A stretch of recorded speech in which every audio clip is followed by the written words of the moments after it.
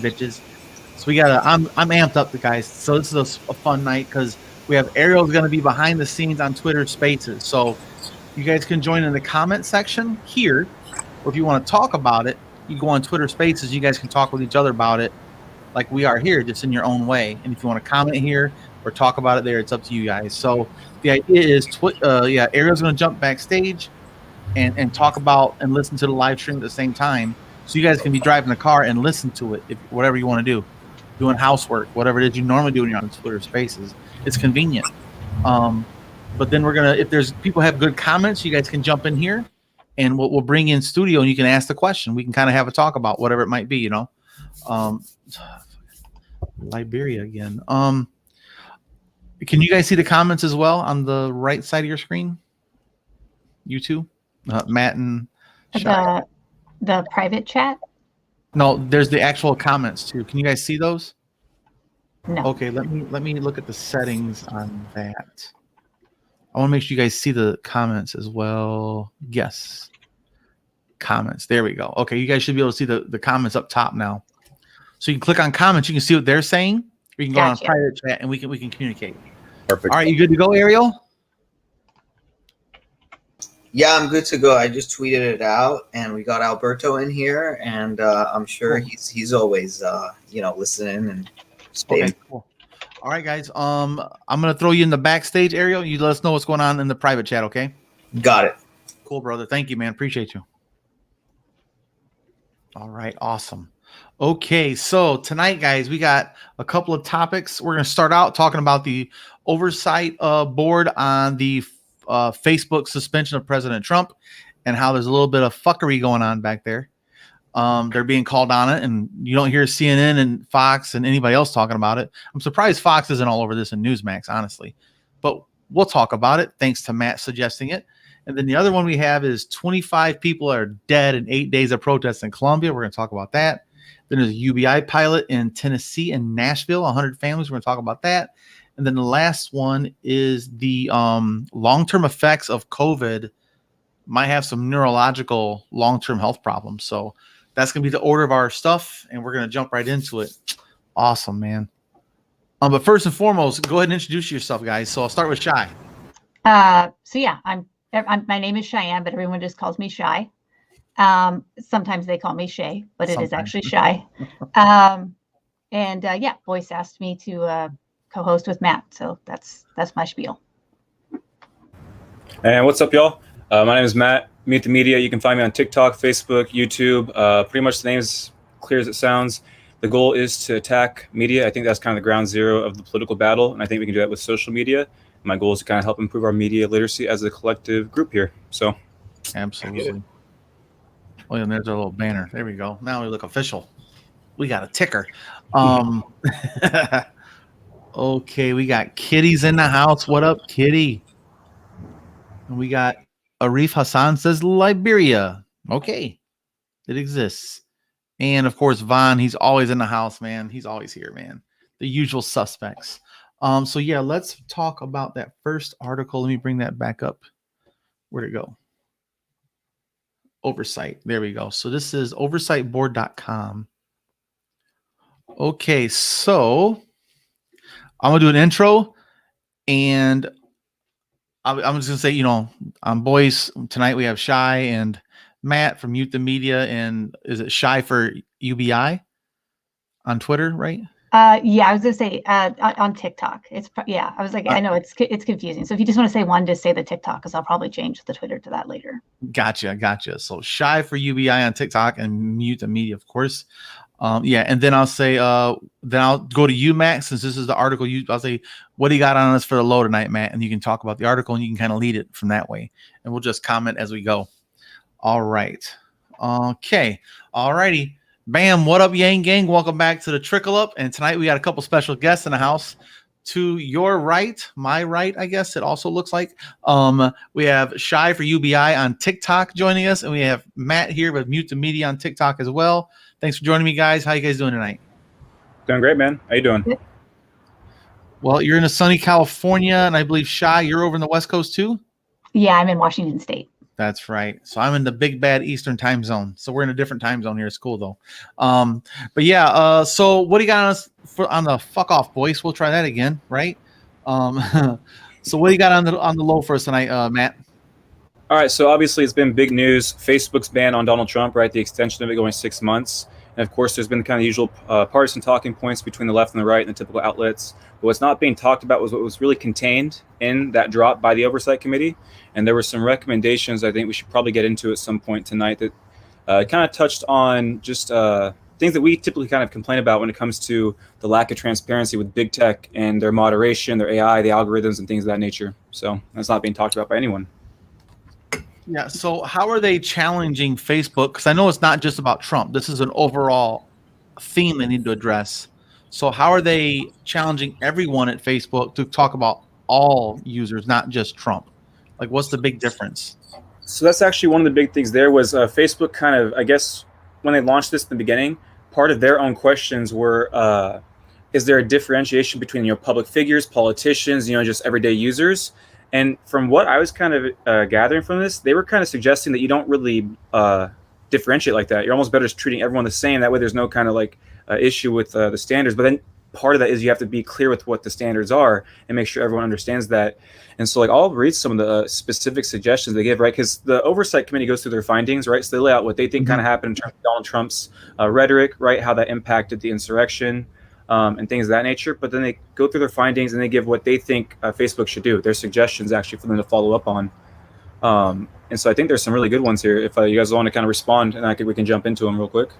Well, here's the thing, though. What I like about this article is the first time we actually get to see behind the curtain of what is the specifics about a community strike. What did they say?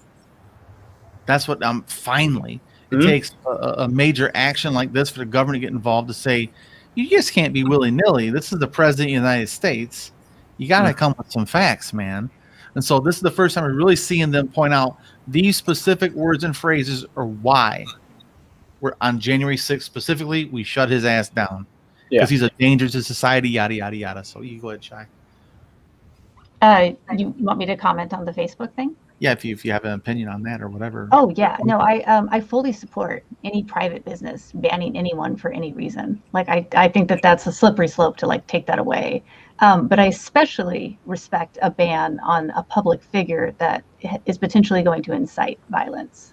And I after reading that article that Matt shared, it's not enough to just design AI that reads everyone's thing and looks at it the same. You have to have a committee that's in charge of big figures. So whether if it was Twitter, it'd be blue check marks, right? Or public figures, but specifically political figures, because they just have too much power if we don't keep them in check.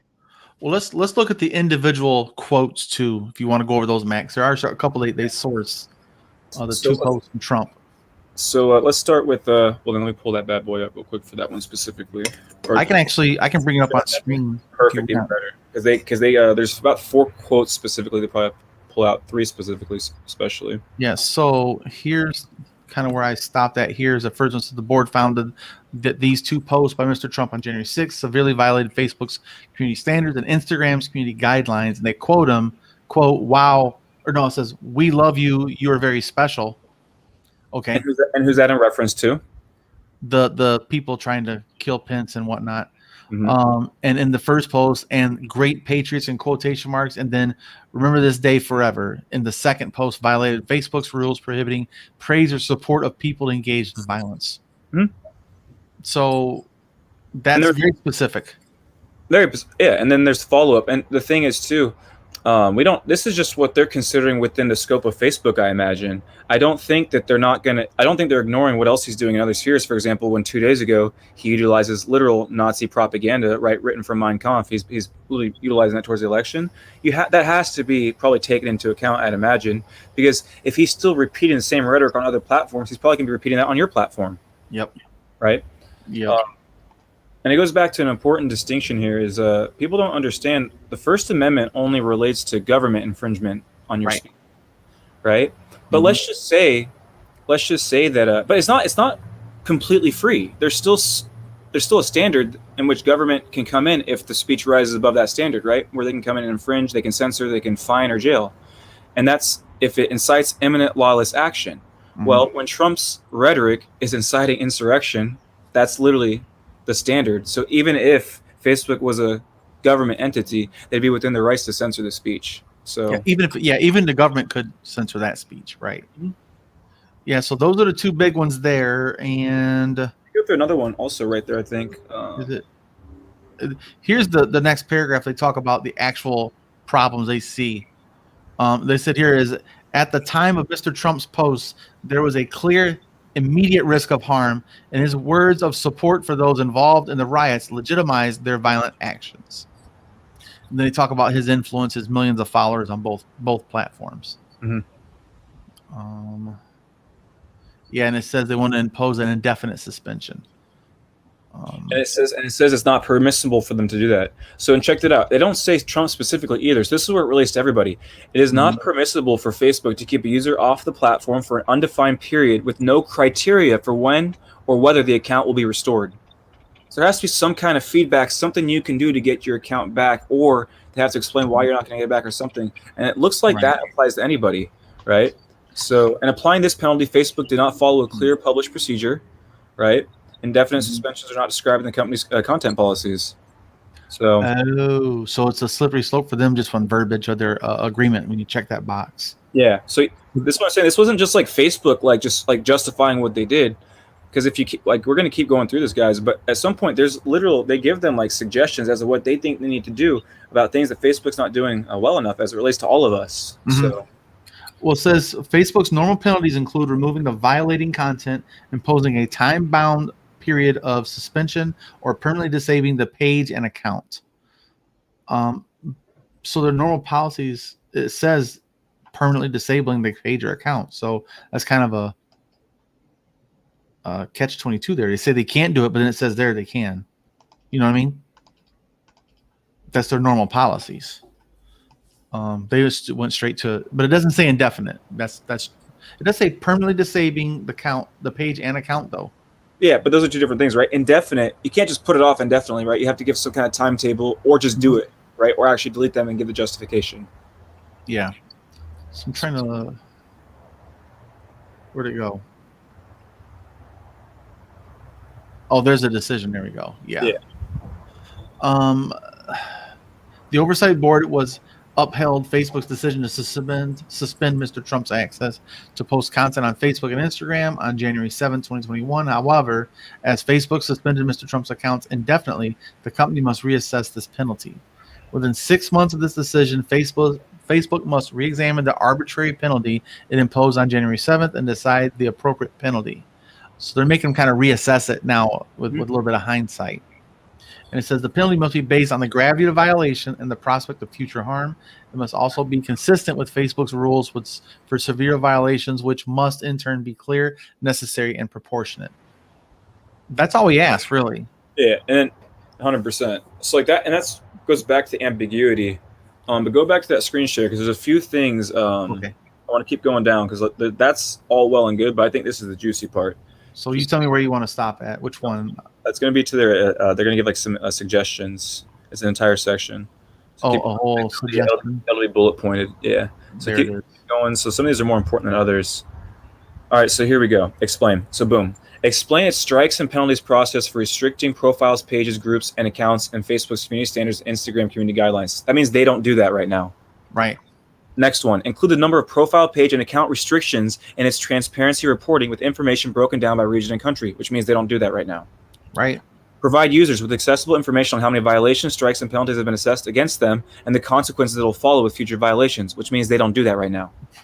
Develop and publish a policy that governs Facebook's response to. Oh, that one's it's important, but I mean, there's lots of things in there, right? That clearly signal things they're not doing that they should be doing, right? They give these suggestions, and these are things that relate to all of us, and this will go across platforms. You'll find similar issues across platforms with TikTok, with Twitter, etc. So, well, there's also one about aiding the law.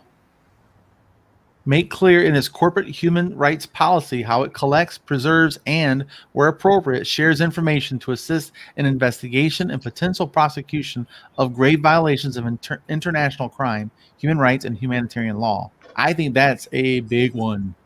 And check out the one above it. These two go hand in hand. These are both huge.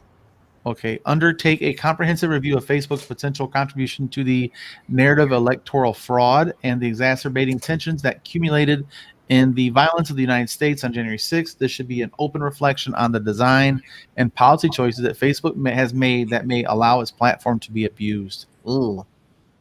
That's a scathing review. So this is like saying, hey, guess what, guys? You screwed up big time. You contributed to this. For 4 years. You allowed this to click away and you make money, and then the last second they. And what did DeSantis call it? He called it an Orwellian judgment. He didn't even read it. Of course. Oh, come on. Of course. Everything's Orwellian if it establishes some kind of repercussions or. I can say the F word on here, right? Oh yeah, fuck yeah. Fuck you, DeSantis. I'm coming for your ass. There it is. I love it. But he needs to be dethroned. He needs to be his job should no longer be secure. Nope. We're coming for his job, to be specific. Politically and ideologically. There you go. We don't want to get a strike for that one, do we? What you guys say? What do you guys say? What else you got to say with those little nuggets of information now? Shy. Fuck off, boys. You're fine. You're fine. No, I think it's ridiculous that they're like, you should do X, Y, and Z, and like it just proves that they're not doing it. And it's also kind of weird that they wouldn't want to tell people what they're not allowed to do. Like they should want to be able to tell Matt, like, you're not allowed to say this. So that if he says it once and he just gets like this guideline, he knows specifically what it was he said in his post, that he then can move forward. Like, why wouldn't, if you are trying to create a safe space, like, why wouldn't you want to specifically tell people? Like, what's their motive for being so vague? Other than then they don't have to have accountability. Well, yeah, that's the thing. They can be arbitrary as much as they want. They're the arbiters of law enforcement of Facebook, and that's it. There's no other, there's arbitration, and then there's, what's the other term I'm thinking of where you get like, you negotiate between two representatives, like in a divorce. There's arbitrary boards, and there's another one. Shit. Do you guys know what I'm talking about? It's like mediated? A mediated. There you go. So instead of an arbiter, you get a mediated. That kind of says, okay, let's look at both and let's kind of meet in the middle. It's like, here's an arbitrary thing saying, no, it's over.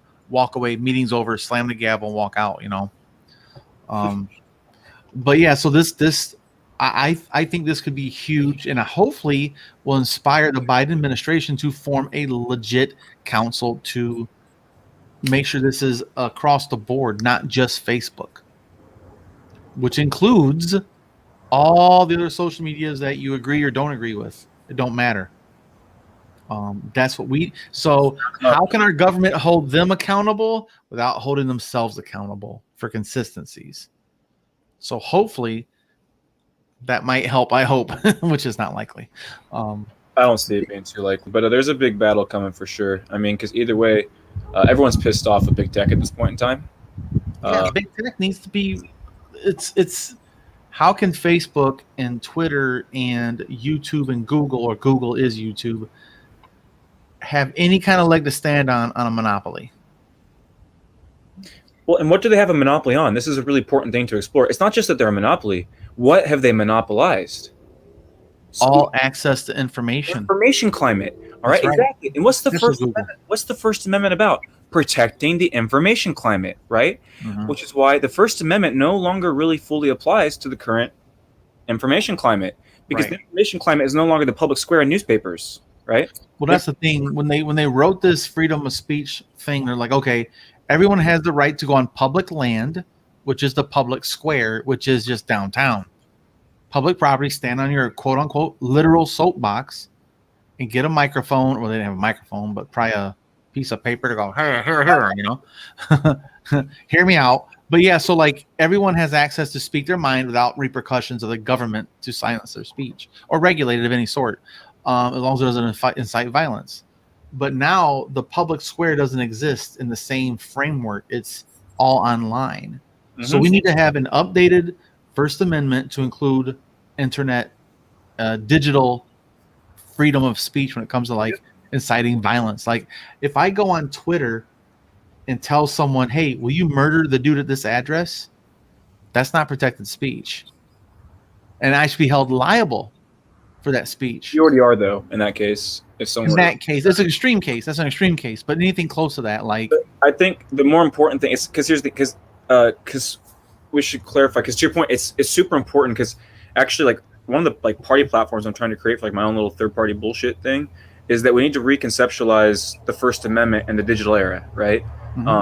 Because it needs to address how fast information moves now, and it needs to address the threats to information now, right? Because once upon a time, the threats to information were the church or government, right? Because they could control the narrative, right? They could control the information that came in and out. There's no more controlling that because information is so accessible now, right? And anyone can pump something into that thing, right? So what we have to do is we have to recognize that the people who've monopolized the information climate, right? Corporate media and big tech industries, right? They've monopolized this shit, and we have to break them up, and we have to recognize that corporate censorship is actually a legitimate danger. The conservatives are not wrong about that. It's just every time they scream about it, it's like the wrong application, and they don't understand the First Amendment differences.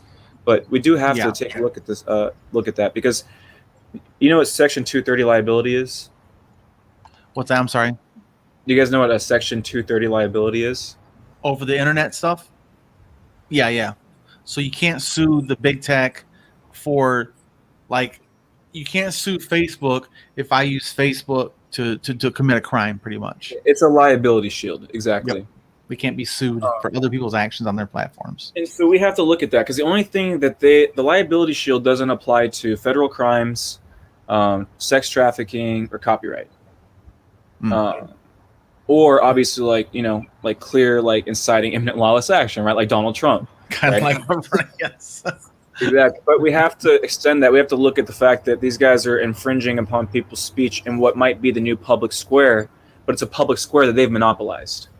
Right. So here's the thing. If they've monopolized the public square, they have to be held to the same standards as the public papers that had control of the information before. Journalistic integrity and rules and regulations. So it needs to be regulated.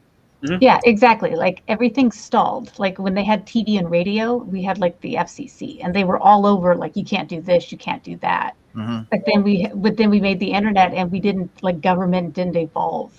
They just stalled. And like there should be an FCC for the internet.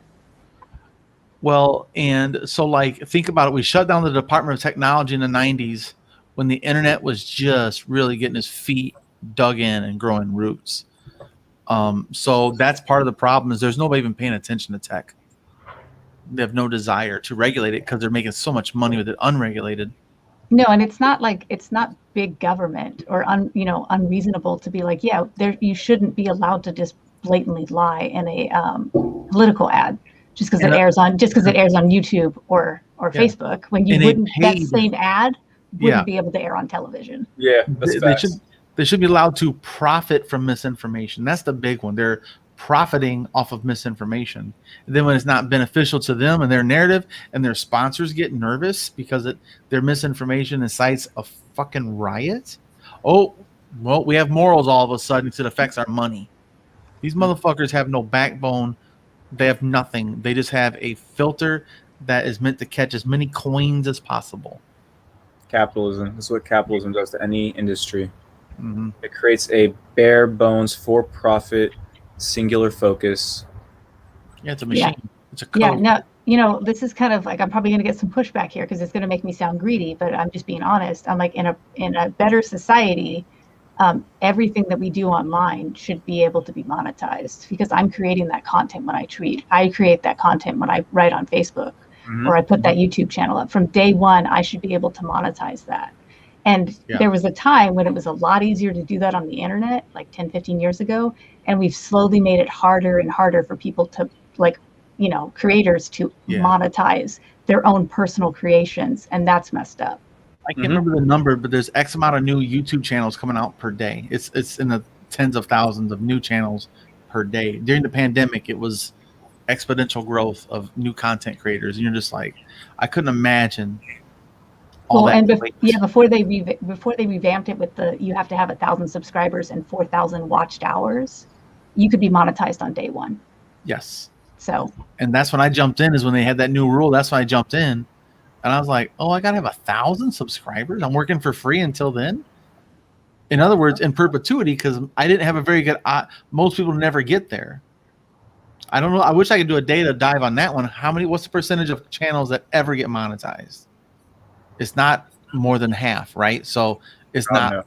It's more than likely you'll never get to 1,000. So it's not 50%. I would bet money on that one. Yeah, and Matt had brought this point up the other day, where it's like, it's kind of weird that on TikTok you can get banned from the creator fund, but you can still publish your content that they make money from. They monetize it. Yeah, but they've just taken, like, they still want your content, but they've just taken away the ability for you. Like, that's, yeah. That needs to change. Bro, I could have made decent money in this little fucking TikTok act already. Like, literally, I'm not kidding. Like, enough to cover my food bill for a month, probably. That's not fucking a joke. That's not a joke. But that's without even really trying. You just walk around talking shit, man. Being like, hey, man, this is the fact. This is how I see it. You just walk around, just spitting fire. I mean, there's a little bit of. I think like it is not like it's like that's natural, but it's also like there's like years of like reading and like years of that like just kind of like that. Yeah. Well, that's the thing. But to your point, it's just I'm just going up there and talking, man. Like, yeah, you're not even being strategic, like really, like we're gonna be. Like we're gonna be now. We're gonna be coordinated, and we're gonna profit from these assholes. We're gonna get the money out of them too, because then we can make some moves. When you have resources, you can make moves and challenge their power. We can outwork those motherfuckers right now. I guarantee they're not having a fucking meeting tonight. They're chilling. That's kind of the thing right there. Mm-hmm. But like, it's not enough to have the good ideas, to your point, right? You got to be willing to fucking put the work in. Yep. And put the resources behind it, which is time and money. Yeah, actually, we got a comment here. Massive Collective says 12% of YouTube channels get monetized. Wow, that's not a lot. So the other 78 or 88% are working for free. And the newest update to this year in 2021, they can now run ads on your content before you're monetized. It used to be you got to be monetized when they run ads. Now they run ads from your very first video. If you just trend for think about your very first video, if you get like 1,000 views in the first hour, they can decide, well, that's actually working. We're gonna get more eyes. We're gonna throw an ad in there and charge the whoever that's paying for it. Yeah, they can do it willy-nilly whenever they want to. Yeah, and YouTube saw what was working with TikTok, and they made the YouTube Shorts. They are exempt from your 4,000 watched hours. So even if you have a short that just blows up, which is a lot easier to do than to have a video blow up. Yep. It doesn't even count towards whether or not you get monetized. You love to see. So we got Ariel back here. Says, just having a good chat about banning and how it's used about cases when people are promoting hatred and have a big audience. They do slander. Yeah. But yeah, so we've got some pretty good comments there. Let's see here. Yeah, they're too big to lose. Oh, I love that comment. Like kind of like Ford.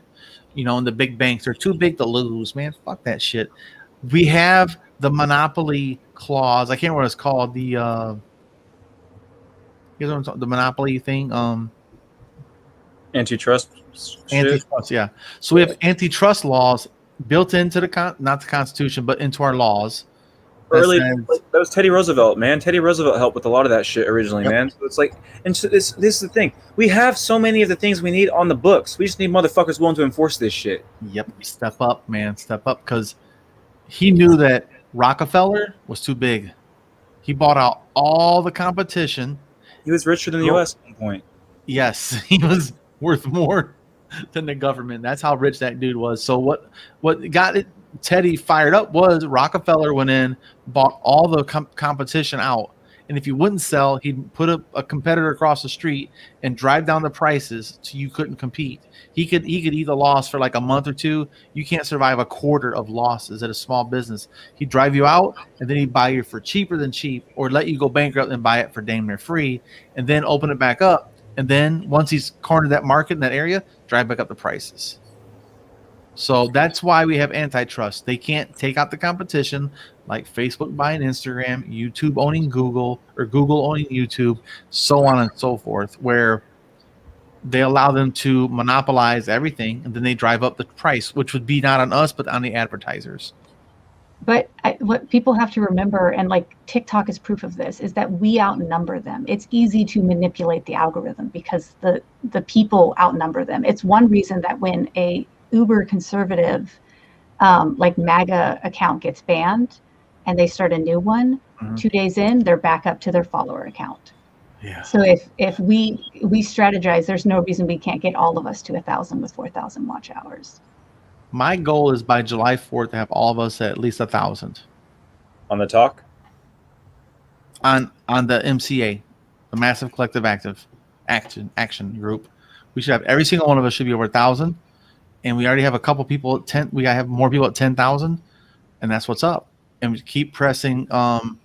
Like we got to make a habit of, okay, today, guys, go to so and so's account that has this video's blowing up, and go like every single comment, good or bad, it doesn't matter. Hit like on every single video. We can all collectively decide, oh, you know what? There's 20 of us. Okay, we're gonna go. The Matt's video's blowing up right now, and then we're gonna go like every single comment. And if we 20 of us do it in a row, you're talking that's like 500 likes in minutes. They're gonna like, whoa, something's going on. Boom, suggested. So we gonna play that game. That's what I mean by we're gonna be coordinated. We're gonna be strategic, and we're gonna find a way to trip this bad boy out by working collectively. That's the beautiful part.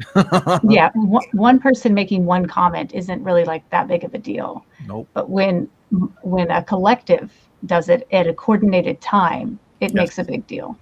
Instantly, it trips their out. They're like, whoa, there's something happening here. Push it out. We want more engagement, more engagement. That's all they want is engagement. Yep. That's why I love pissing off haters. You know, it's the easiest thing. I'm doing Facebook's strategy on TikTok. Yeah, on TikTok, I put typos in my videos with hopes that people will just go like who live to correct women, no less. And I'm like, yeah. Don't think I didn't notice that typo, guys. It's all about raging against that algorithm.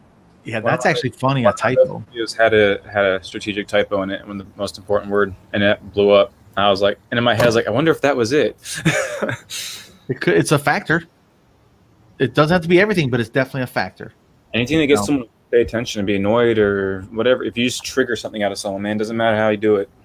Yeah, and that was what Facebook's strategy is double down on conflict. It works. So that's what I'm going to do. I'm gonna use conflict to get some traction, but in between that, I'm gonna make you laugh. I'm gonna make you think. Then I'm gonna piss off some Trump supporters. I'll make you laugh at Trump supporters. Then I'll make you think. That's my kind of. You look at my page. It's kind of this cycle. That's kind of what I do. I take my time and put those little real nuggets together. But then the comment sections where I have a great little flow. You know, where they say stupid shit and I piss them off, and then there you go. We're off and running. But yeah. But to do this better, we need our government to regulate properly, which holds Facebook and Instagram and social media platforms foot to the fires on transparency. Period. We'll be better at it if they're transparent. If we know the rules of engagement, we can survive in this. We can thrive. We can compete. We don't have to be some authority figure like CNN and MSNBC and Fox to let them trip the algorithm for us. Because the CEO of YouTube admitted they have different tiers of algorithms for different content creators. They said the quiet part out loud, which shows that they're bold-faced liars. You make good content, you'll get promoted. No, you will not. Not if you're not reputable. Period. But yeah, so let us know what you guys think about that in the comments section. What do you think about Facebook being put in check? What do you think about this committee actually calling them on their bullshit?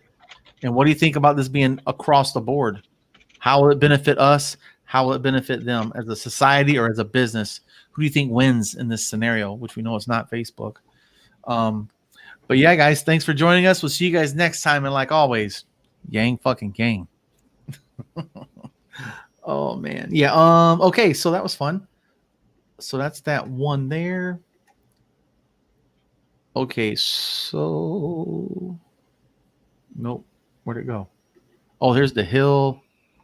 Oh, that's a damn typo. No wonder why. Oh, it's an advertisement. Wait.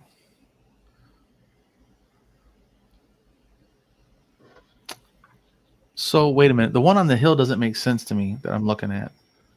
Did I do something wrong? It could have auto played maybe another. Now it's onto another article or video or something. Yeah, let me go back to it and see if I can find it. Okay, so the hill one was do. I just put it in the private chat.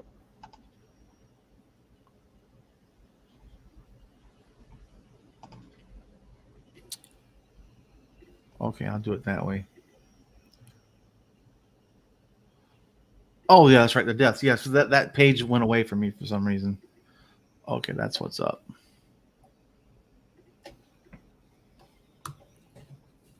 Okay. So I'll do the intro, and then I'm gonna throw it to you, Shy, and what we're gonna talk about, and take it away. Okay. Hey, we got it trial by fire, right? And we can just throw it back and forth.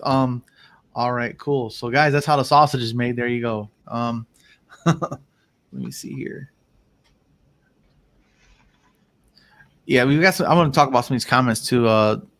He says to beat the system, you just learn how to play it, and if you can't play it, if you don't know the rules, it's like telling me to hand me a chessboard and say, "How do you play?" or "How do you win?" Fuck, I don't know. Like, how can you win a chess game without knowing the rules of engagement? You know, so it's kind of the thing there. Yeah, everybody's kind of talking to each other in here. You got to know all the fucking players and their nature. If you don't understand the nature of the players involved, you're going to make the wrong decision. Yeah, and that's how the algorithm is. It is kind of a chessboard of content. And then they're like, okay, your content is a pawn, a rook, a knight, a king, a queen. We don't know. We're not going to let you know. Keep making it, and we'll use you the way we want. We'll move you 1 or 2 spaces on the chessboard as a pawn, right? They get to make that decision. You don't get to make the decision as the pawn. Am I going to move 1 or 2 spaces? I hate to go all chessboard on you, but I love that analogy with chess because every piece has different responsibilities and abilities. Let's see here. Okay, so enough analogies, boys. Let's go move on to the next one. All right. You ready, Shy? Mm-hmm. Okay. Wait a minute. Before we do that, we got a good comment here. Section 230 provides immunity for website publishers from third-party content. Good Samaritan protection for civil liability for operators of interactive computers. Yeah. See you, Bryce. Thanks, buddy. And then Larry says Shay. Probably Shy. Damn it. Hi, Larry. The thing is, I have a kid I coached in wrestling. His name was Shay. Oh yeah, I'm not, like I said, I'm never offended. Yeah. It's just like one of those hardwired names, like, oh yeah, what's up, Shay? And he's a boy. I'm like, what the fuck, boys? Now he's a father of 2 children, but nonetheless. Okay, so now we're gonna talk about 25 dead people. Okay. Bam, what up, Yang Gang? Welcome back. We got Shy again and Matt from Youth the Media back in studio. What do you got on us on the low today? Fuck you, boys. Boo. Damn it. Cut 2. All right. Oh, fuck you, boys. All right. Now I'm going to start laughing at my own self. What do you got on the low for us tonight, Shy? So we're going to talk about something super sad. In Colombia, they have been having protests for over a week, and 25 people are dead. A mixture of cops and protesters. Ooh, sorry about that. Yeah, so it looks like we have armed the police very well in Colombia because they've managed to murder 8 people. And it looks like they had something about like they're going door to door down the street, kind of shooting into places willy-nilly too. I saw a video about it. Yeah, basically tensions are extremely high because there's a pandemic, so there's lockdowns, but there's no proper like direct cash payments to accommodate the fact that people there's no food, they can't survive, you can't just shut down the economy without having a second step. And so then like to solve this problem, they're like, we're going to introduce this new tax code, and it's disproportionately going to affect the poor and working class. So naturally, yeah, I think tensions are exceedingly high because of the pandemic, and just because people have just been under an immense amount of pressure as a result of lockdowns that didn't have a part two. Yeah, so they're in a pandemic, record unemployment, starving, literally people starving to death. And they say, hey, we're going to fix all of our problems by taxing the poor. And then the people down low said, nah, bruh, we got nothing to lose now. Now you're going to try and kill us by taxing us to death. Now we have to go after you. We're going to have to kill you. We're coming for you. Then they're militarized by our taxpayers' money because we built up their police force to be militarized to fight the Colombian cocaine cartels. Now they're turning that thing on the people. We're notorious for this. Yeah, there's definitely some adjacent blood on Americans' hands right now. Yeah. Always. It's bad. Dude, we arm both sides of this stuff, man. But I mean, to this point, this isn't just, this has the potential not to be Colombia, it sounds like, from some of the things I'm hearing, but like just a lot of countries in general, man. It's just, there's a lot of tension. I know in Iran, similar situations, right? Lots of protests because of the government's lack of a response to COVID, blocking vaccines from the West, things like that. Yeah, man. I don't know. It'd be interesting to see how this impacts what happens in Colombia, how it impacts the region, neighboring countries. Well, let's not forget that when we had this mob that Trump wanted to call them, this mass exodus of people leaving, was it Argentina? Or, what was the country that broke down because of us?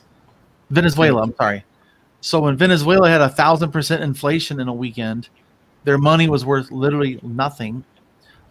They started leaving, and Colombia was taking in all the people they could to help. And now where are those people going to go? Now they're here, and they're like, oh, now they're killing everybody that stands up against. And you're just like, so what are you going to do for these poor people that have had their one country, their home country, decimated? They get taken in by neighboring Colombia, and now it's being decimated. I mean, I couldn't imagine that kind of turmoil, that kind of trauma. And what is it like? What can it be traced back to? Well, on our part, capitalism, right? Because capitalism inevitably gives it way to imperialism, and what's driving this? The U.S. empire. Yeah, we've definitely done some imperialistic stuff in South America specifically, and Central America, where we've done regime change wars. We've trained guerrilla warfare militias to murder people of influence. And then we get what we want. And like, okay, thanks. And we kind of go back to our own willy-nilly thing. And we take their resources and, exploit the people. And then we wonder why they raise up against us. And when they can't raise up against us, they just send their people because they're like, you made the mess. We're coming. We have nowhere else to go. You've taken everything. Now we're coming to your house. We're coming to your borders to say, we need help. Now we can claim amnesty because you destroyed our country's infrastructure. Period. Especially when you talk about 1,000% inflation. I mean, that's just, this country would be crazy. 1,000%. Civil War that happened. Oh, it's not even that. It's what's that show called where they had like 12 hours to kill people? Oh, the Purge or whatever. It's a literal purge overnight. Within a week, people are gonna run out of food and water. That's what, a week. And then it's over. They're like, okay, I need a machete, a stick, a mop. I don't give a shit. I'm gonna run people over the car, whatever it takes. I'm not dying today. And then you've got dog eat dog. And this has a country of 331 million people. It will not be 300 million people for very long. Nope. Within a month, 80% of your population is gone if it goes to that situation. 80%, you think? Dude, if it went all out to that point where you're actually talking dog eat dog, yeah. Mm-hmm. I think the people in the rural areas be fine. But that's the point. Where's most of your population? Not in the rural areas. Oh, yes. I know. Well, I wonder what that statistic is. How much is rural versus city? What the percentage of population is rural? Because that might be 10, 20%. That might be it. And there's going to be like the 1%ers in each city that's the most violent people, that has the most guns and is willing to murder people. I would be curious about those types of numbers too. Yeah, and to Kitty's point in the chat about like that, it's kind of like a foreshadowing of like what America could be. I'm like, we shouldn't look at it as like, well, thank goodness that's not our country. Like we're all humans, like we're all part of humanity. Like this is happening we should be rallying in solidarity around any country that's struggling right now. Yeah. And it's kind of hard to do that because our country is definitely struggling right now, but I'm like, yeah, it's not just a foreshadowing of like what things could come if we don't like really pivot soon, but we should care just as much as if it was happening in our borders. Well, that's the thing too. These are crimes against humanity. We have standards for this, and we don't seem to care to enforce them anywhere. Not even here. Flint. That's a criminal. That's criminal. They have been sued successfully, but nobody seems to care. Nobody's even fixed the goddamn water. My sister lives there. They don't care, man. It's just crazy. And so nobody cares until it's on their doorstep kind of thing, right? But we've think about what it takes for this country to go into mayhem. It really is electricity. If we turn off electricity for a week, people are going to the youth are going to lose their minds. That's their entire coping mechanism for life as it is. I'll be all right because I know how to do shit outside. I'm not saying I'm a survivor, but I'm a fucking fighter. I'll tell you that much. I'll meet you at the fucking front door. If these Gen X and these Gen Zs or not Gen X, I'm sorry, Gen Zs and millennials, man, I don't know. Someone's going to come out of that fray as an alpha type of survivor. I'll murder you, psychopath. Those will always be there. They'll always be there. Yeah. He's like, those are my people. But that's what it would take, like electricity for like a week, nationwide. There's no communication. People are like, what's going on? And they're going to start getting scared and start murdering people.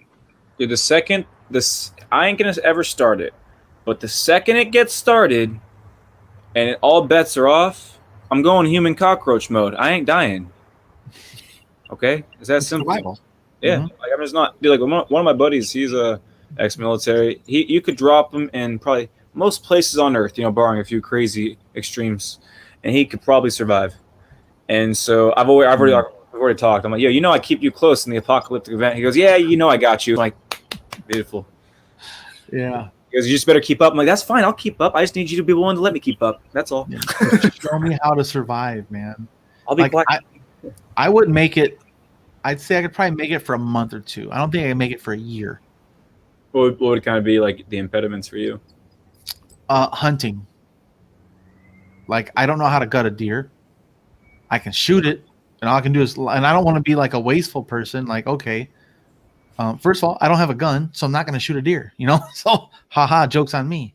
Like, I'd be better off. I'm going to eat fish a lot. But guess what? Fish are in water. That's a resource. Lots of guns around water, especially fresh water, where I live at.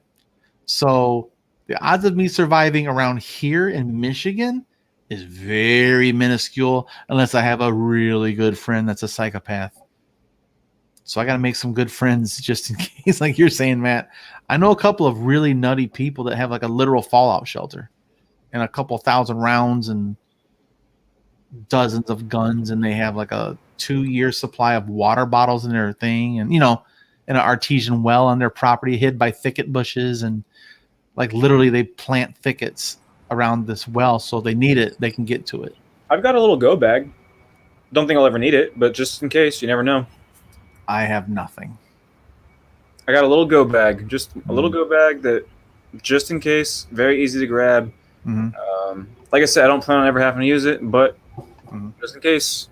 Yeah, I guess so, man. But there are people out there. But this could happen in this country. What's going on down there?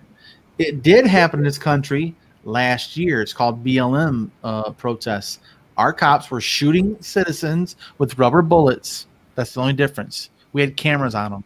Over 100 members of the press were shot by the police. Usually in the eye by a rubber bullet. Which is not how they're supposed to be utilized. They're supposed to be lower body. Supposed to be shot down. You're supposed to bounce them. Yeah, it's supposed to bounce off the pavement in front of you. Yes, hit you in the shins and knees. Exactly. Between the shin and knee. Not use as direct fire at someone. Not here. specifically the eye. I think in one day they had like 6 people lose their eyesight in one day in Washington, D.C. And Matt from Zach and Matt show, he got shot in the back, rubber bullets for being told to leave. And he says, "Where do I go?" And they say, "You go here." Turns out, someone's walking off. And they popped off and shot him in the back. And they leave marks. They're motherfuckers, dude. Yeah, they're bullies. They're gangsters. They're mafia. The one that pissed me off the most was, I think it was National Guard, dude. People on their porch when they were enforcing curfew. That pissed me off. I was like, no. I was like, I'm about to go in their house. You ain't making me go in the house. Not on my property. Yeah, you can pepper my ass, but I ain't going in my house, man. Like, shoot me. Well, here's the thing. I know damn well, like, if I was on a porch and they're like, "We're gonna arrest you if you don't go in your house," I'm like, "Good, do it." I'm gonna get paid, baby. Yep, do it and make it rough. Make it rough. Yeah, turn the cameras on. Please do. Yeah, like I would literally walk out there and say, "Go in your house." Like, I'm on my property. I do whatever the hell I want, and literally drop my pants and start taking a literal shit. Look, I just dropped the deuce in my yard. I can do that. Well, they can probably arrest you for indecent exposure, but something along those lines. The point is, I'm gonna do what the hell I want on my property. Get the fuck off. Yeah, piss off, man. You can't make me go in my house. No, you can't. Yeah, that was some bullshit. That pissed me off, dude. I saw that, and that's when I was like, all right, like, I don't want to ever hear someone complain about the Second Amendment ever again. That's, you know what I'm saying? I was like, never again. Yeah, that's crazy. But so here we are. A lot of people aren't talking about this. Again, corporate media isn't really talking about this. I think Fox had one fear-mongering one. Is like, look what socialism is doing in Colombia type of approach. Do you want that here on your doorstep kind of thing, right? But MSNBC doesn't want none of this. They're not talking about it, man. So we have to be the ones that talk about it as much as we can, you know? But yeah, I don't know, man. Colombia, I've been there. I've been to Cartagena, Colombia, in the Navy. Boy, were they selling cocaine on the beach there, boy. Whew. They was everywhere. And the cops were in on it, man. And so then we had to move in. Well, let me rephrase that. We chose to move in. We didn't have to. We chose to move in and armed them to the teeth with militarized weapons, taught them how to be as cruel and punishing as possible, and then they turned it from the cartel to the people. We're part of the problem down there. We're no different than Afghanistan when it comes to supporting Al-Qaeda. We're Afghanistan. We armed Al-Qaeda, which is their police force. That's the same thing. We're not innocent of harboring terrorists in their own plate, but we weaponize them. Dude, we're the evil empire. Rage Against the Machine album cover right there. The evil empire, yeah, man. Especially overseas, we have drones dropping bombs out of the sky all willy-nilly. And there's wild collateral damage that, dude. We take out. We've killed tens of thousands of civilians with drone strikes. Tens of thousands of civilian drone strikes. That's rough. When you see those things and they blow up a school on accident, I'm like, oh my God. Justify that shit. You can't. And that's why I get pissed off when people talk about the fucking tax dollars going to like healthcare and shit. Like, you don't give a fuck about the fact your tax dollars are going to motherfucking killing little fucking children in Yemen, in Pakistan, or in Cleveland. Afghanistan. Yeah, fuck. Let's talk about that. Right to your point. Yeah, the water in Flint, Michigan. Yeah, man. About the fact that tens of thousands of people are going to die because they have inadequate health care. But you want to talk about 500,000 fetuses? How dare you? Let's see what Ariel says back here. Chicago's pretty bad too. Chicago's the boogeyman of the right, though. Chicago's not that bad. It's got a couple bad areas after midnight. You know, like there's some really bad areas after midnight. There's a lot of murders, gang warfare initiated type of murders. If you're not in the gang, you don't live in that area, it really isn't what they make it to be. There is, again, record-breaking homicides. It really is. But yeah, I don't know, man. There's worse places. Alaska's the number one murder rate in the country as a state per capita. Less people, one murder makes a big dent in that number. It's a wild place, Alaska, in some areas, bro. That's different than the lower 48. You You got that right. I ain't with that Alaska bullshit. I am a little bit, bro. I fuck with Alaska. But it goes back to that conversation earlier about psychos. Yeah. You got anything you want to throw in here, Shy? No, just if there's an apocalyptic situation, Matt has to drive from California to Washington to come and get me because I'm going to be like, boys, I'm not going to be able to make it. Yeah, I'm not built for that, man. Like, I can handle one-on-one combat. I have some skill and some experience in there, but 6 dudes in a pickup truck, y'all Al-Qaeda come rolling up here, I'm done. Yeah. This is the Walking Dead. We're the dead, and we're just in the way of them surviving. To his point, you're not going to one-man army that shit unless you're like one of the elite motherfuckers. And that's because you're staying hidden and you have to stay out of sight and you're never seen unless you want to be seen. To that point, I don't plan on one-man army and that shit. I'm good at gathering people, and you know what I'm saying? And I'm good at getting people to fucking buy into shit. I'm gonna be like, so I already know who the fuck I need. We've already talked to all these motherfuckers. You know what I'm saying? So you get the smart motherfuckers, you get them together, you build the plan. They realize, oh, we need someone who can keep us together and smart, and then we all work together. I'm telling you guys, The Walking Dead is the best representation of this most likely scenario playing out. If the shit goes bad, The Walking Dead actually shows you what it's all about surviving and what it takes to survive, and who's the real threat. The real threat too, and who's disposable. And that's what we are to them. We're disposables. You know. In a situation like that, though, anyone's disposable. To your point, but there's levels to it. But in that world, if you've become a net negative to the cause, you are an instant disposable because there's no time for that. You're not in a democratic state of collaboration or negotiation. Yeah, it's gonna be wild, man. But hopefully, what? Oh, a kitty. Hold on. Let's look. Kitty says, "Y'all can find my ass on a random radio channel hiking my sad disabled ass all over Canada." I'll meet you on the way up there, boys. Shit. That's pretty good shit. Okay. That's what do they call it? Real talk. But yeah, guys, let us know what you guys think about that. First of all, are you a survivor? Could you survive the electric grid going out for like a month? Could you make it? Do you have weapons to protect yourself? So it not likely. And also, what do you guys think about what's going on in Colombia? What could we have done to help de-escalate the situation? We could have made our presence known for that too. We've already done it for other reasons. We should also say, hey, man, let's talk about this. And maybe we can help you get through this because, we are one of the richest countries in the world still, even during a pandemic. We had one person make more money than the entire lower 75%. His name's Jeff Bezos in this thing. So we can figure it out, But yeah, let us know what you guys think about in the comment section. While you're here, of course, hit that like button, ring the notification bell, subscribe if you haven't done it before. Go follow Shay for UBI. Shy. It's spelled Shay, damn it. Shy for UBI. I swear to God, I'm gonna punch myself in the face if I say it. You're good. It's Shy. I actually made it Cheyenne for UBI. So there's it takes the work out of it. Yeah.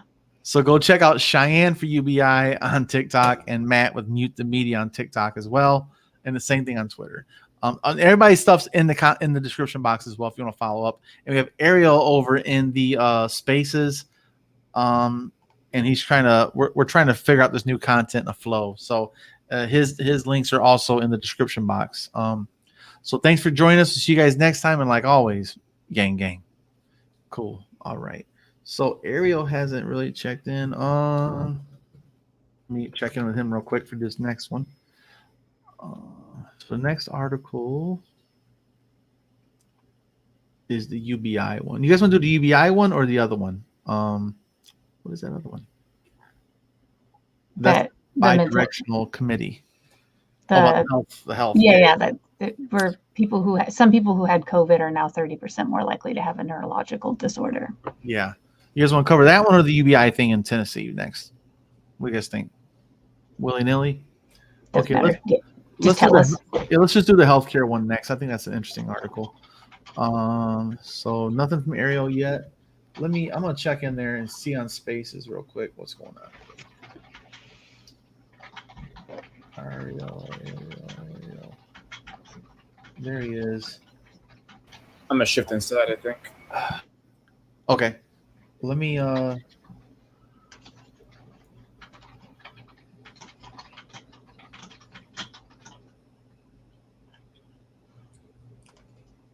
okay. Hey Ariel, yeah, we're just Matt's shifting inside, so I just figured I'd check in with you here real quick on Spaces, man. Sec. Voice. Yeah. Okay, nice. Okay, yeah. Zero, like, just brought something up when you were talking about something, but we had two other people here. They left. Okay. But yeah. What was Zero's point that you wanted to bring up? Zero, are you there? Maybe not. Maybe not. Yeah, he could have walked away from his phone. No, it was just. Wait, hang on. Is that you or him? Okay, it was just about like banning people and stuff like that. Yeah, like if he decides to like ban people, but then that doesn't mean that the corporations should ban them too.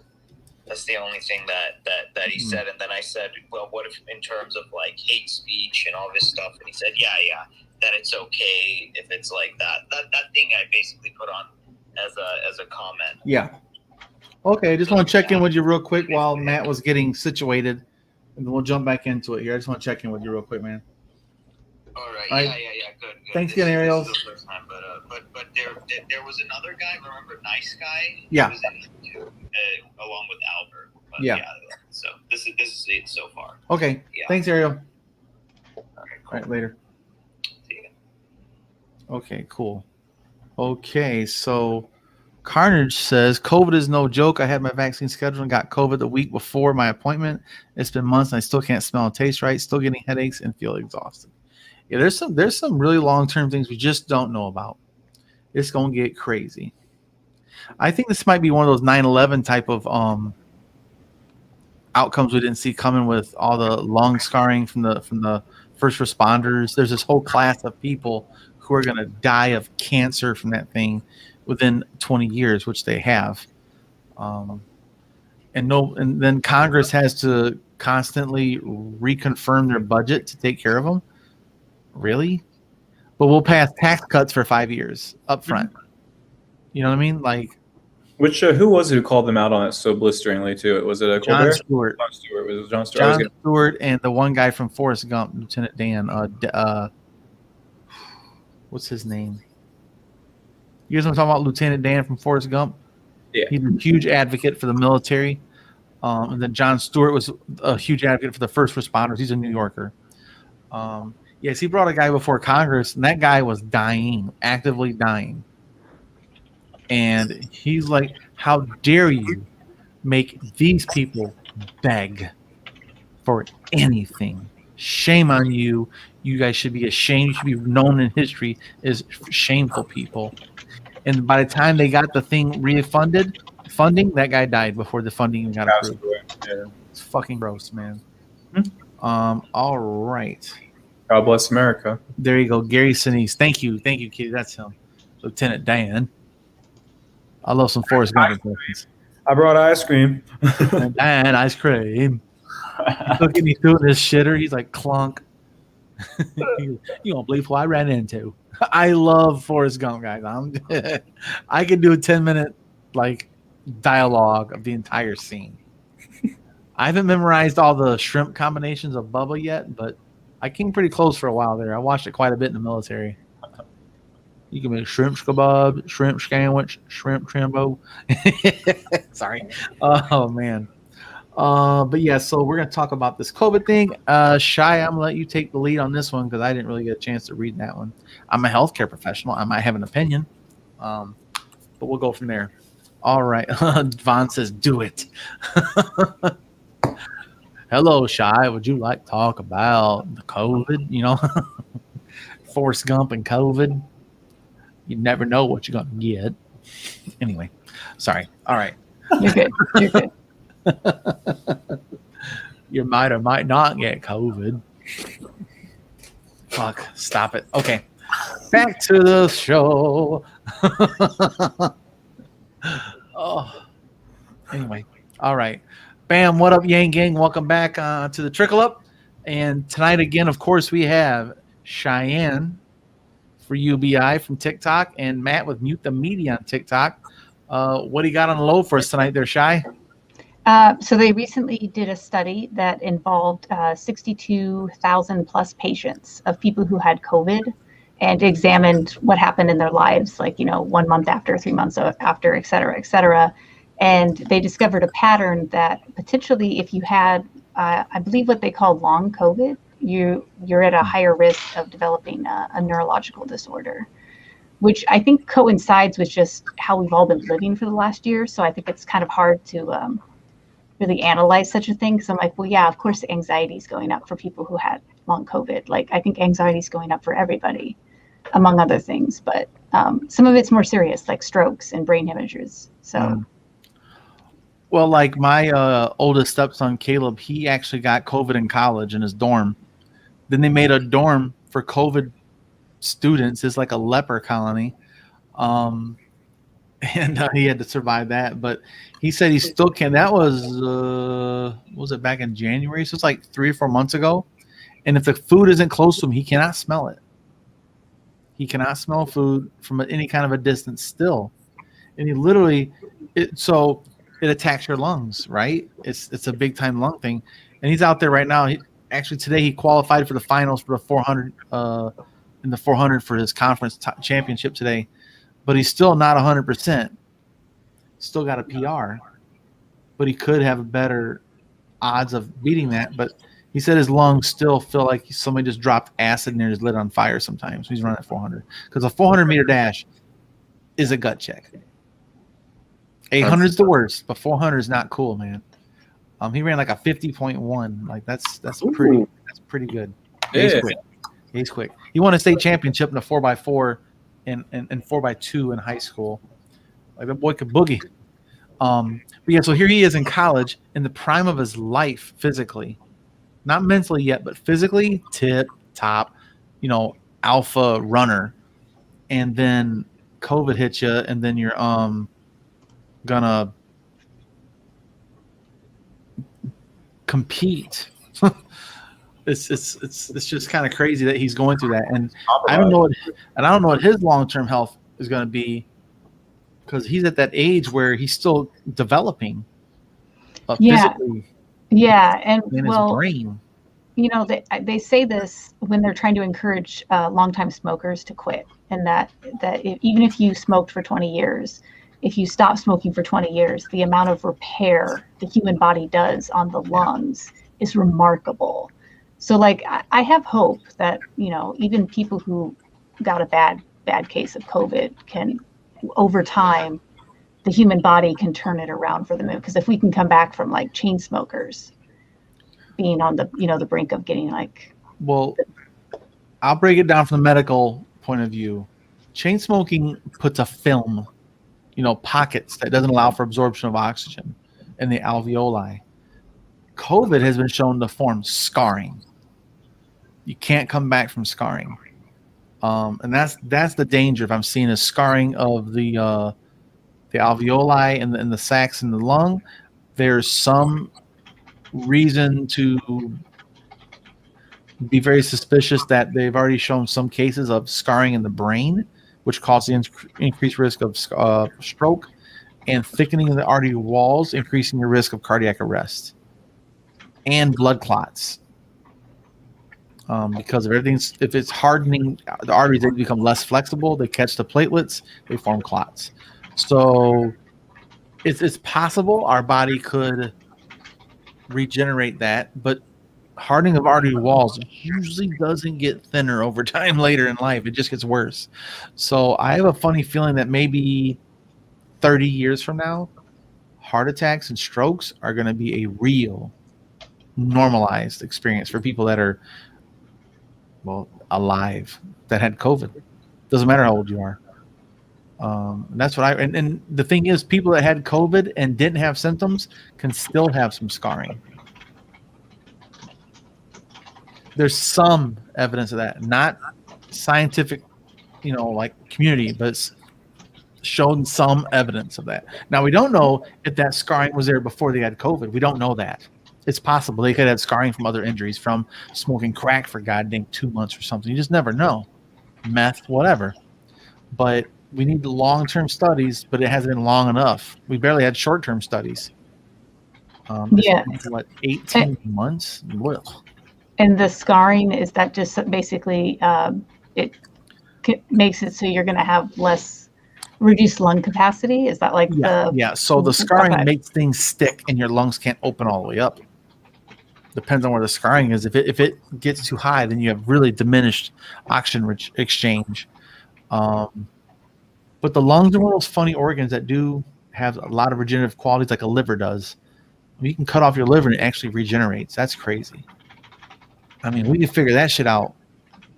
Let's do that on like a spinal cord. That'd be cool, Yeah, like they've been able to like donate, like if someone passes away, they take a liver and they can donate a portion to a baby that needs a new liver and an adult that needs a new liver. 2 people, man. The liver is one of those funky things. It's like the lizard tail, It could come off, chop off, and regenerate it, man. So there are these properties in our body that's unknown still to science that we still haven't quite figured out. But it's mostly, it looks like it's stem cells. So it's very possible in the future we could have a stem cell treatment for this, where they inject stem cells into the lungs and do some like debridement, where they kind of break up that scarring and then shoot it with stem cells. You never know. Science is amazing. Like, look at this COVID vaccine. It's mRNA. Come on. It's never been done. And I was one of the first people to shoot at my goddamn arm, because they've done enough studies for me to feel at least somewhat comfortable. But the side effects of COVID versus the vaccine it's a non-starter. It's like obvious. Yeah. The common side effect is a fever for a couple of days and a headache, yada, yada, yada, or death. It's a very common side effect. It's, around 1%. That's too damn common for me. Would you go swimming if you had a 1% chance of being eaten by a shark? Never. No fucking way. Would you go skydiving? Skydiving, 1 out of 100 hit the goddamn earth a little bit too hard. Possibly, because that's a fast death. It's not suffering. At least, well, some people bounce, man. Sucks for them. I plan on going. I'm gonna go head first. That's what I'm saying. I'm not messing that shit up. I'm not gonna get all like this. I'm just gonna go head first. I'm not messing that up. I'm gonna bounce my crown, man. It's over. But anyway. So to Kitty's point, basically what this study is indicating potentially, and I think we all saw it coming anyway, is like we're going to have an increased number of disabled people in our society. We're going to have an increased number of people with mental health issues, which is already at 1 in 7. Like, we already had a mental health crisis we were trying to ignore. And like so much of our treatment plans are just like archaic stuff that's like from a time when we didn't even treat them like humans. So yeah, I'm like, we should start to yesterday planning like how we're going to deal with this new. Well, I think there's 2 comments in here too. Kitty says viruses can penetrate the blood-brain barrier, of course, wreak havoc on the nervous system, of course, which I'm interested to see what kind of increased risk of epilepsy as well that might come from this. You just never know. And then the other one is want to see more. It says, instead of a shot, we can test for COVID antibodies. Our COVID antibody test is really not that great. Still is not that great. First of all, we don't know how long the antibodies last still, so the antibody test doesn't really tell you shit unless it's a really high amount, which means you just had it. We don't know how long that lasts. I watched a video of a guy that was like a biochemical engineer type. He got the virus. He got the vaccine and he did his own blood work, and he goes, okay, here I am. Here's today. Here's 3 days from now. Here's a week from now. Here's a month from now. And look how quickly this thing is like the virus, the antibodies are formed in 3 days. Boom. The second shot, then it's completely saturated. Like it's 100% inoculated. And He goes, now I'm gonna let this sit here. We're gonna see how long that sucker lasts, and he's gonna keep checking his own. So he took a picture of it and did a chemical analysis of that too. Parts per million business they do for the what do you call it, the saturation levels. But he's gonna check himself in a month again, then in a month again, and kind of keep saying, okay, document it. That's what they do. He's gonna share it with us on TikTok. How awesome is TikTok for sharing information? It's pretty cool. Yeah, I found out about the study. A doctor shared it on TikTok, and then I went and looked up the journal he was talking about. Yeah, President Manny's in the house once again. Gotta love him. Yeah, Matt's not really a Twitter guy, Manny, so he's not familiar. But Manny's like one of the best people ever. Just good Matt, people, just so you know, he's just good people. Yeah, Kitty says legalize that weed for that epilepsy. Now, I wish it was that simple, but it really isn't. But it is possible for some forms of epilepsy. Fuck you. Some forms of epilepsy do have a great reaction with marijuana, and some don't. You know, epilepsy is still not really understood. Like, we can see where it happens. We still don't understand what causes it. We don't have any kind of preventative medicine. We have treatments, but no preventative things. So we still don't understand epilepsy. All it is a neural misfire, and that's it. And it messes up the pathway, and it makes a circle. So I had a cousin, she passed away from epilepsy, not from it, but a side effect is you drown in your bathtub. If you fall in face first, you're done. And she drowned in her bathtub at 25 years old, man. Ugh. That one stuck with me, of course. She's the only cousin I had that was even close to my age around here. So I don't have a lot of family around here as it is, but she's 25, epileptic, and was giving her kids, getting the bath ready for her kids, and she fell in, had a seizure, and was gone. 2 kids. Now they're in college. Yeah, epilepsy is such an unknown. That's just a sad one, man. Epilepsy is it's debilitating. So if we have increased risk of strokes, heart attacks, lung, like COPD, which is chronic obstructive pulmonary disease, which is what COVID gives you. It's acute, though. It's acute obstructive disease. This is a chronic obstructive disease. It's possible. And, oh, yeah, we got a comment here from, I'm going to get that to Ariel real quick. But we don't know. So all of these new health risks and mental health risks long-term, we could see a significant portion of this of our budget going to disability. So why don't we just do UBI right frickin' now? But yeah, I was like, be proactive. You have to do both. But I'm like, good. Yeah. Good. That whole system needs to be revamped. It's dehumanizing. Well, to me, there's not going to be any jobs left anyway to really even fight about. So everyone's disabled from working in that situation. Not physically, all of us, or not mentally, all of us, but structurally, we're all disabled from the workforce because we're not an AI. We're not a robot. You know what I mean? So pretty soon, everyone's going to get a base pay of $30,000 a year, what it might be today that makes just a basics. Whatever disability is, I have no idea. But yeah, it's way less than that. But yeah. Oh, I'm sure it is. Yeah, it would horrify you. And that's for the people that actually get on it. Yeah, and it's the other 60% that don't. There, you have to live with your family and friends, you know. Yeah, we got a question in here. Ariel says, "I wonder if you can get over COVID for a month or two and can still spread it."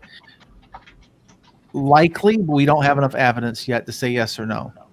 It's possible because I've had my vaccine since January. January, like 12th was my first one. So like the first week of February, I got my second one.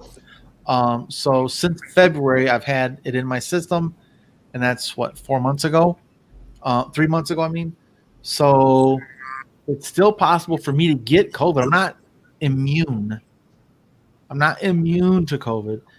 It's inoculated. So if I do get it, I have it has very little chance of reproducing, but I could still pass it on for maybe a short window.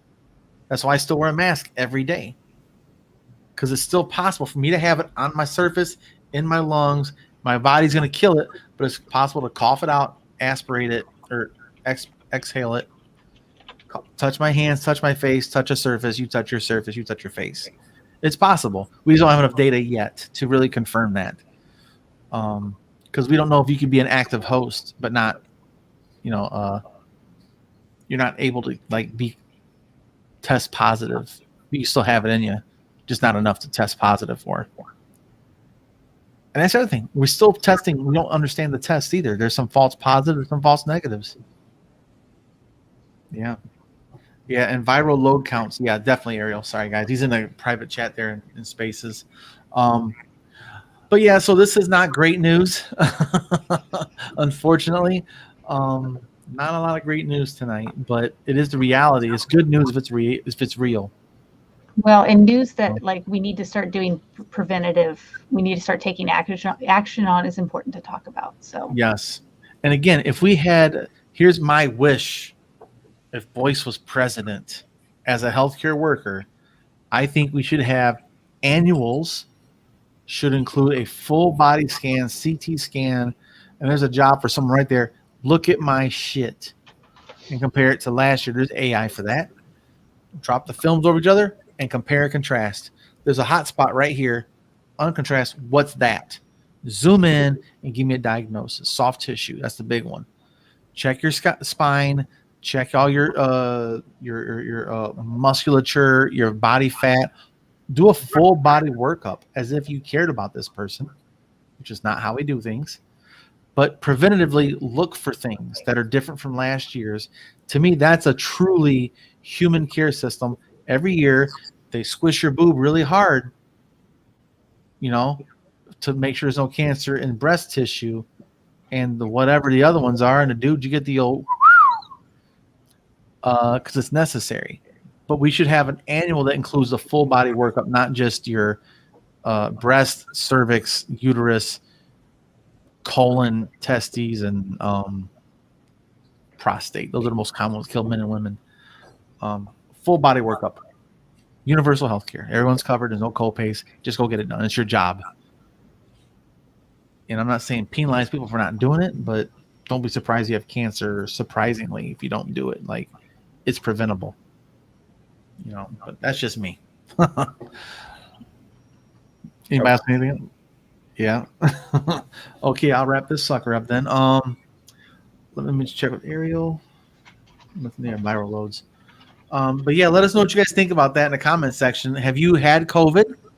Have you had long COVID, they're calling? We have reoccurring long-term fatigue, loss of appetite, increased depression, difficulty breathing, and smell and taste. All those are part of the long COVID. I've experienced it with my patients, but I haven't personally experienced it. So if you guys have had it in the comment section, let us know what you've experienced and how long you've had delayed effects like this ongoing. Love to hear more information from personal experiences.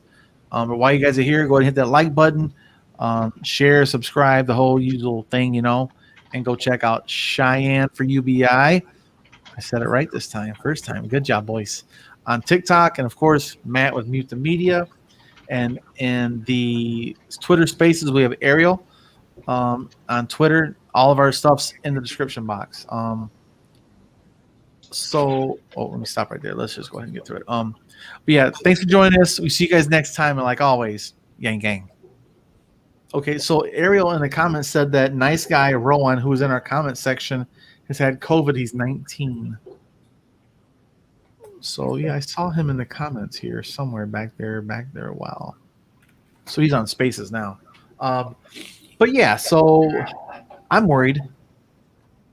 We have the baby boomers right now getting old, right? That's putting a tax on our system right now, big time for us. We are short-staffed. Plus, people are quitting. They're sick and tired of this bullshit. So we have nurses quitting, therapists quitting, aides quitting, people retiring. They're like, I am not putting all that bullshit. I quit. I'm going home, which I don't blame them. They're old school. They're like, I ain't carrying all this damn equipment. But so you have decreased workers, increase patients. First of all, baby boomers was coming. We've seen that coming for decades, and now we've got COVID. Holy shit! The perfect storm for just overwhelming our entire system. Mm-hmm. And that's what I'm afraid of. Where my job, it's gonna be rough. It's gonna be sad to see young people suffer. To have the lungs of an 80-year-old at 35 or some shit, you know. And it didn't have to be as that bad. Yeah. But inevitable for some, but not for everyone. Mm-hmm. Yeah, this is really sad, but I saw a news article that a family, like everyone but the 10-year-old child was vaccinated because they can't vaccinate your 10-year-old child. And they went on vacation. They went on vacation to Hawaii, and the kid caught COVID and died. All because like the family was like, I'm going to take a vacation during, like, I don't think they deserve to lose their child, but I'm like, what are people doing? It's avoidable. Yeah, like why are you even buying a plane ticket to a vacation? Like, I don't even know. Yeah, like the whole thing's sad. I'm not even judging the people. I'm just like, this is so sad. That's the thing. Yeah, it's just not a good idea to get in a flying fart rebreather called an airplane, you know. Every cough and fart is recycled. I mean, come on, man. I want to see those HEPA filters before I get on that damn thing. Yeah. Wear a legit like hazmat suit, man. And what's it worth to you, man? Let's just wait a little bit. You know, Paget and her fiance, they put off their wedding 2 summers in a row now. They're supposed to get married last April. Then they canceled they pushed it back to this April. It'll be by next year. Clearly. No. And then they canceled it again this year, man. Well, good for them. I'm glad that they're not trying to endanger their family and friends. No. Yeah, good for them. But it just sucks. Like his family's from England, so they flew from England a couple weeks out when this first started, and they got the hell out of here and they went back to England. We're going back home. England wasn't much better at that time either. Let's be real. England was in real bad shape, and they still shut down because they're supposed to. Oh, we have a spike. Shut it down. Here we have a spike. Open up Texas, the biggest state. Northern Texas. Yeah. What's it called? Yeah, Indiana. Let's open that one too. Come on, man. Florida don't give a fuck. Dos Santos, whatever the hell his dumbass name is. Ignorant ass motherfuckers, man. Did you hear about the Alaskan senator that got kicked off and banned from Alaskan Airlines? Should be complaining about it too. Yeah, of course. You're in Alaska. There's only one airline that, you know. Oh my gosh. Yeah. Death sentence is what Michael. That's true. Death sentence to DeSantis. But yeah, so we have a U.S. congressperson who refuses to put on a mask in the airport, where it's clearly indicated you must wear it at all times, including the tip of your damn nose. Cover that sumbitch up. And she's complaining, I'm a U.S. congressperson. Like, hey, lady, you're done, son. Beat feet. And she's banned. She was mad that they announced it publicly. Well, don't do it publicly. You made your shit public, lady. Sorry. Right. Good or bad, it's all public. You act a fool on a plane, it's public. It's private, but you're in public. You know, like there's no expectations of privacy on an airplane. For damn sure. But she's barred from their airlines for life, man. Sure. Well, that's a big deal in Alaska. Yeah. That's your only way in and out. Mm-hmm. Quickly. There's other ways of doing it, but so we'll find some private or learn yourself. Otherwise, hope you enjoy that long drive. She could always step down. She don't have to be a senator. You could always just go to fuck home. Go home. Quit. Quitter. Weak ass person. I don't want to wear a mask. It's fucking thing, dude. It's a fucking mask. It's like, oh, you're so tough. This mask is killing me. Oh, I love those ones. I can't breathe, bitch. Shut up, punk. Snowflake. Like, I was thinking about, like, what if we had a bunch of like really cheap masks made with snowflakes covering them and just hand them out? I mean, just hand them out. I'll probably get hit eventually. Don't take them. Well, it's not about them really taking it, you know. They'll just make fun of you before they even look at it. Yeah, but it's still funny though. Be like, here you go, snowflake. Cover that little snowflake face up. It's extra thin. Anyway, okay, so that's that one. And Trump on that shit, they'll wear it. That's true. I'm surprised he didn't, man. If he was smart, which is, you know, big if. But if he was smart, he would have said, okay, I want to send every single person a mask. Made in America. He just won the election. Yeah, for sure. Wear your mask. We're going to wait for this virus to curb. We're going to flatten that curve, and then we're going to get the Trump vaccine out in record time. No one knows how to do COVID like Donald J. Trump. Okay, I got it taken care of. No, he got his ass kicked, and he killed 500,000 people in the process. More than that. But send out a mask. It could have been something not political, but patriotic of some sort. Red, white, and blue. That's all you need to do. That's all he needed to do is make it stars and stripes, man. A USA, Patriot, whatever. And just mail them out. President Trump for 4 more years. That makes me want to throw up in my fucking mouth. But it's the reality of it. I think my sanity would have snapped. I'm glad he didn't, but I'm not glad I wish he would have. You know what I mean? Like, more people would be here to vote against him. Possibly.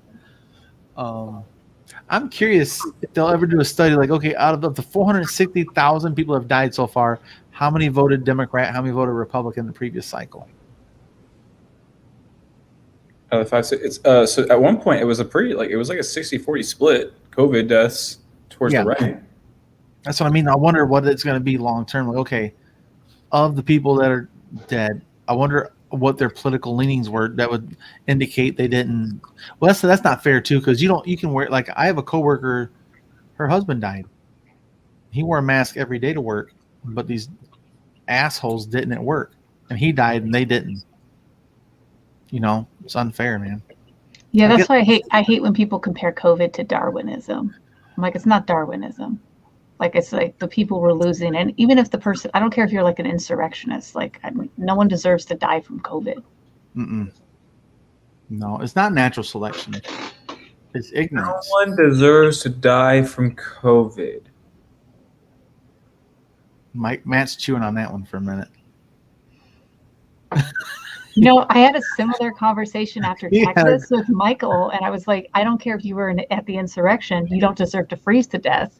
And he had to chew on it for a second. No one deserves to die. Do I got the green light? Yeah. Oh, dope. Yeah. So this is live, bro. This is live. If you're in the medical community and you're pushing an anti-vax view, I'm not going to say you deserve or don't deserve anything. I'm just going to say that I don't have any level of empathy, humanity, or give a fuck for you specifically if you happen to get COVID and pass away. Do I feel for their family? Yes. Do I feel for them? Not whatsoever, one bit. And if there's some afterlife and I see them, I will laugh at them when I first see them. So I know why you're here. You're curious how I got here. Well, that's the thing too. Like, to me, like, I had a guy that I went to high school with was like, this shit ain't real, bro.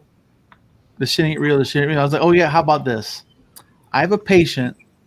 I can give you an address, and she's quarantined in her room. She can't leave the room. There's no circulation whatsoever. That room is an atmosphere full of COVID particles. Why don't you walk in there, no mask on, have a seat, and give her a freaking big fat kiss on the lips, and sit there for about 30 minutes with her. Show me what you're made of. Go in there, bring her meals, help bathe her, be a good person, be a good human being. Go help her out, man. Help her. She's suffering. Ease her suffering. And make sure you tell her how it's not really COVID. And then a week later, I'm betting a paycheck that your ass is positive. If not, shut the fuck up. And that's just how I feel about it. Like, just shut up. Because like you were saying before about the insurrectionists, if they believed it really was stolen, they should still be fighting. Mm-hmm. You sound like Matt. That's what he says all the time. They're just it's just theater for them. It's just theater. It's because they know deep down inside that it wasn't stolen. It's just theater, political theater. Just like Congressman taking the knee with Nancy Pelosi and her fucking dashiki bullshit, man. Get out of my face with your garbage. Dashiki. She probably know what the fuck a dashiki was until that day. Fucking idiot. I can't stand Nancy Pelosi. I can't stand her either. She is a fucking mouthpiece of ignorance from the left. I want to say. Speaking of the left, I'm like, I love how people are like, the Democrats stole the election. I was like, they couldn't steal an election even if they wanted to. They are literally the most incompetent, capable. Like, I mean, yeah, like I think the what am I trying to say? Not Republican voters. I'm not trying to alienate voters, but the people in power. Yes, the people in charge. They're just not good. They're just like, they don't have people's best interest in mind on the Republican side, but on the Democrat side, they are just completely incompetent. So I'm like, yeah, no, they're not stealing any elections, guys. Like, yeah, like it's like saying, yeah, the Democrats are not even remotely qualified to steal an election, and Trump isn't smart enough to even catch them if they did. This is all a big farce. Again, I just go back. It's just pure theater. It's just entertainment. It's a reality show. You voted for a reality show guy, you get a reality show.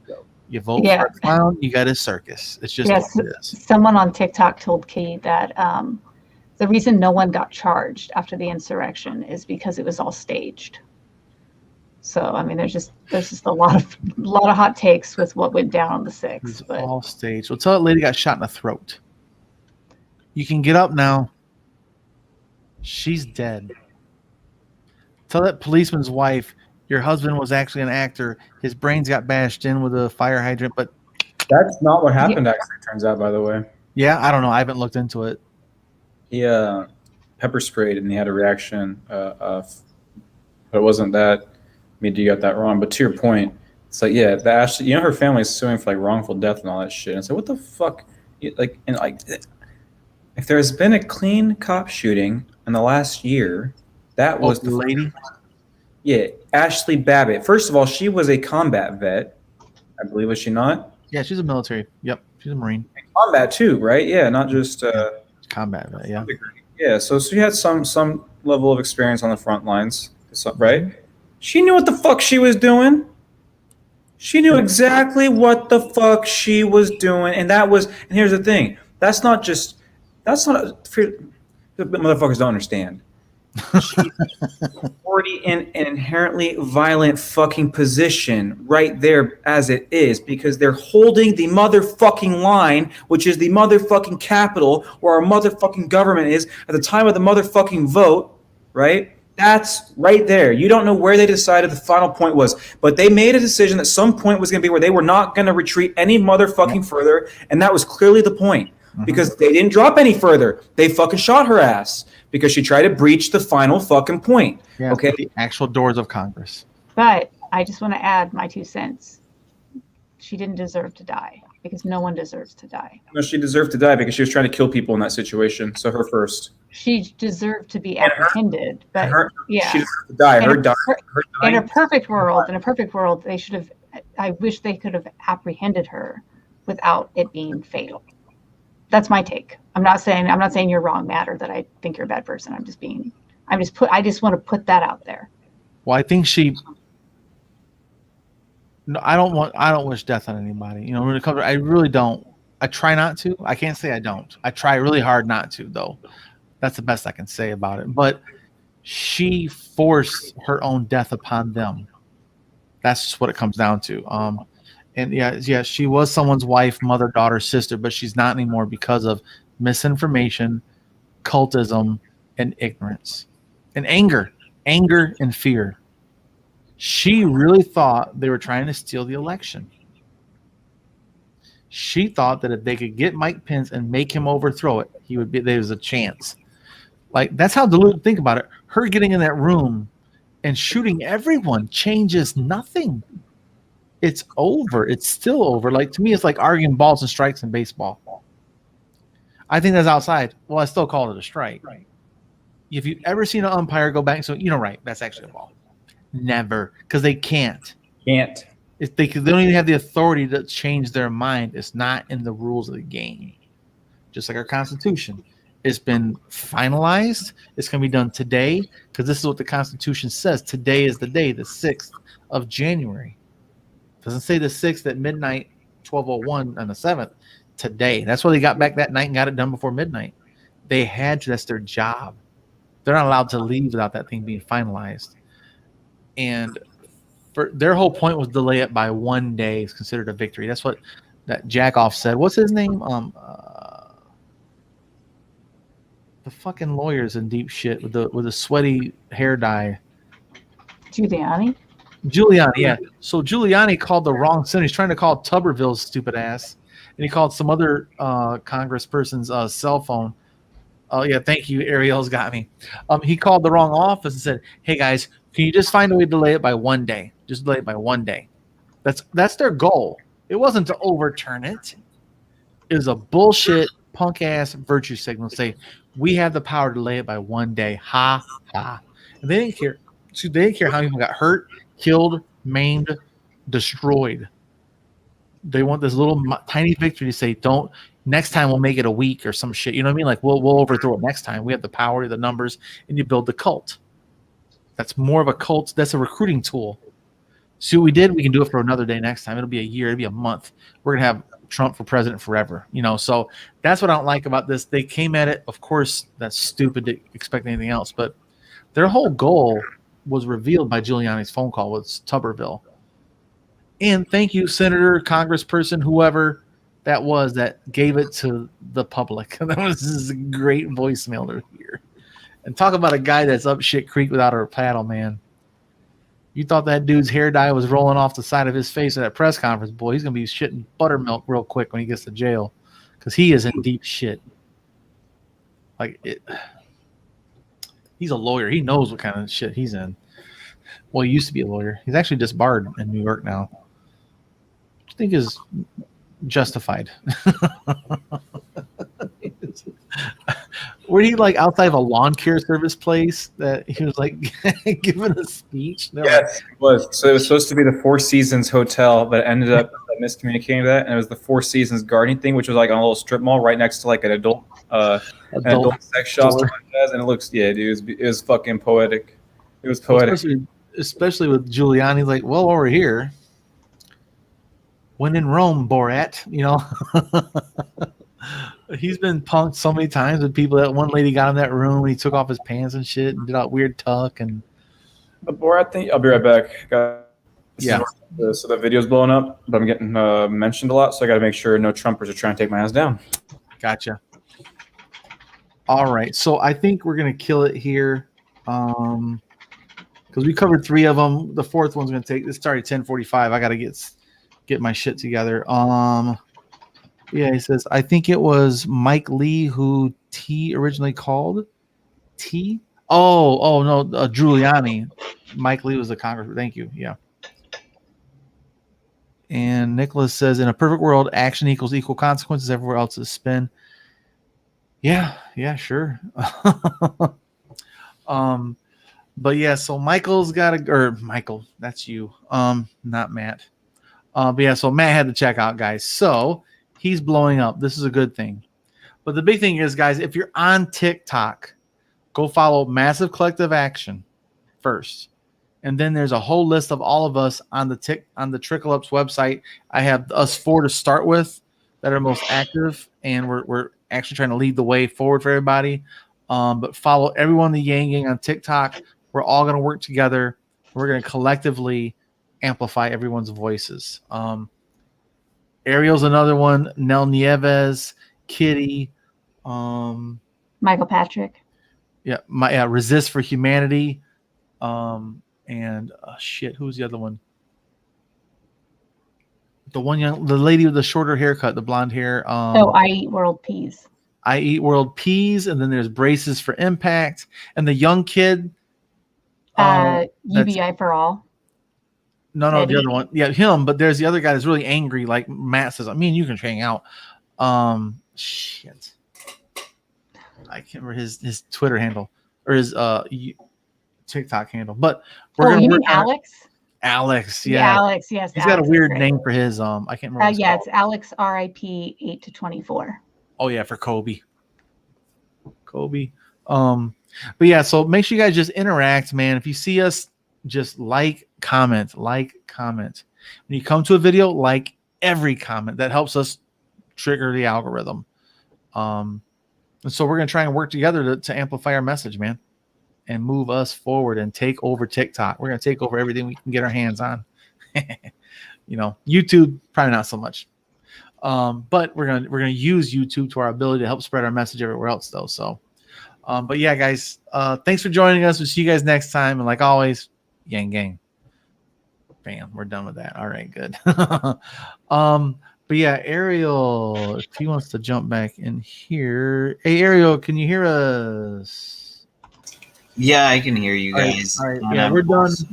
So how'd it go on your end? You get some interactions there?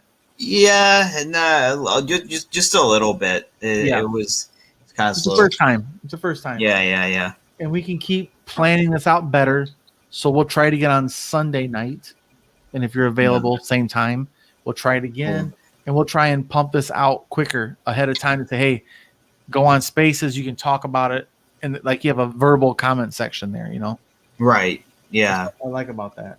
Yeah, 100%. There are two people in here, so you can like jump in and have a conversation. So it's cool. It's like the host shows up. Oh wait, another person just jumped in. But yeah, guys. So when we go down, go jump in Spaces, and continue the conversation there. Or talk about something else. Who cares? Just have a talk. Right. Ariel's in there right now, so it's at Ariel's. The link's in the description box, though. You can find them there. But yeah, Shy, thank you again. Cheyenne, not Che Guevara. I gotta remember that. And then Matt's doing whatever he's going to try and respond to all this shit, man. But yeah, guys, we're going to go jump off here. I'm going to jump into the Spaces, talk for a little bit longer there while I'm getting this shit done here tonight while I'm editing a little bit. But Nice. all right, guys. Thanks for joining me, Shy, Matt, wherever you're at, buddy. I'm sure you're outside pacing the yard, saying something into your phone. That's if you guys never watch this stuff, man. He's intense. You got to go watch him. Man. He's intense. He's very, very accurate. I give him that. He has well thought out arguments. But yeah, make sure you go check out TikTok, man. There's a whole thing going on there. It's like the Wild West of information. I like it. And I won't say anything goes anymore.